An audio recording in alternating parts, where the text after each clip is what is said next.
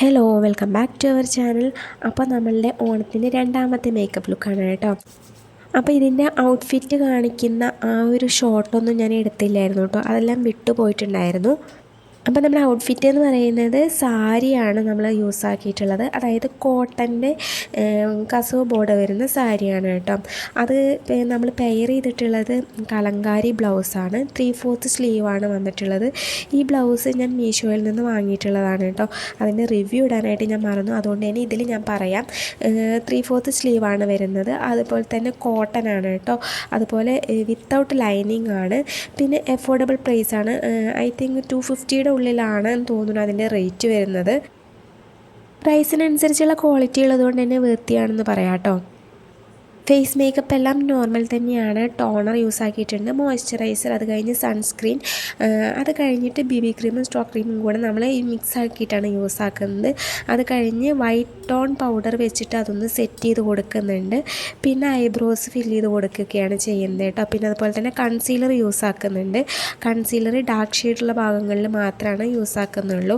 എന്നിട്ട് അത് നന്നായിട്ടൊന്ന് ഡാബ് ചെയ്ത് കൊടുത്ത് നമ്മൾ അപ്ലൈ ചെയ്ത് കൊടുക്കുകയാണ് കേട്ടോ ചെയ്യുന്നത്. അത് കഴിഞ്ഞിട്ട് നമ്മൾ പൗഡർ വെച്ചിട്ട് അതൊന്ന് സെറ്റ് ചെയ്ത് കൊടുക്കുകയാണ് കേട്ടോ.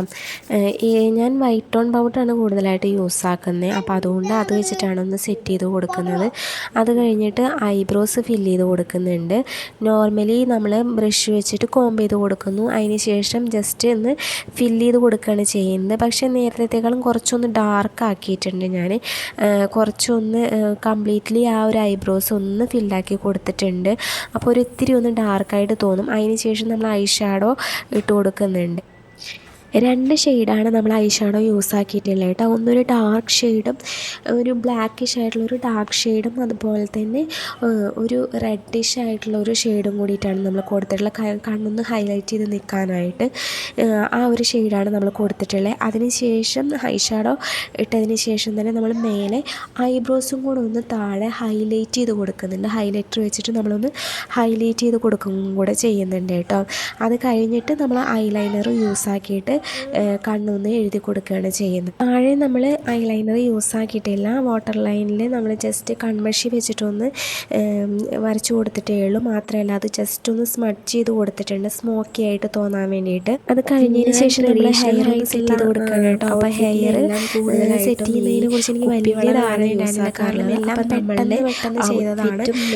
ഒരു ടൈം കഴിഞ്ഞിട്ടുണ്ട്, അപ്പോൾ ഞാനത് ഷൂട്ട് ചെയ്ത ഫൈനൽ ലുക്ക് എന്ന് പറയുന്നത് ഇഷ്ടപ്പെട്ടിട്ടുണ്ട്. ഹെയറിൻ്റെ കാര്യത്തിലൊന്നും എനിക്ക് വലിയ ധാരണ ഉണ്ടായിരുന്നില്ല, പക്ഷേ ആ ഒരു ഔട്ട്ഫിറ്റിന് മാച്ച് ചെയ്യുന്ന രീതിയിലുള്ളൊരു ഹെയർ സ്റ്റൈലാണ് ഞാൻ യൂസ് ആക്കിയിട്ടുണ്ടായിരുന്നത് കേട്ടോ.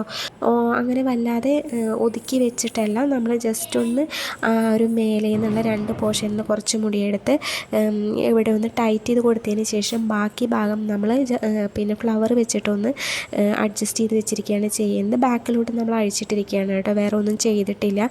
അതിന് ശേഷം നമ്മൾ 2 ആൻറ്റിക്കിൻ്റെ ഷെയ്ഡ് വരുന്ന കമ്മലാണ് യൂസ് ആക്കിയിട്ടുള്ളത്, സ്റ്റഡാണ് കേട്ടോ അത്.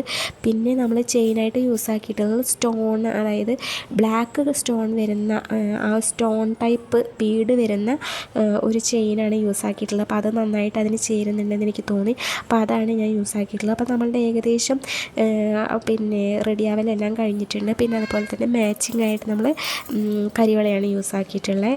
ട്രഡീഷണൽ ഔട്ട്ഫിറ്റ്സിനെല്ലാം കൂടുതലായിട്ടും ഞാൻ ഗ്ലാസ് ബാംഗിൾസ് തന്നെയാണ് യൂസ് ആക്കാറുള്ളത് കേട്ടോ.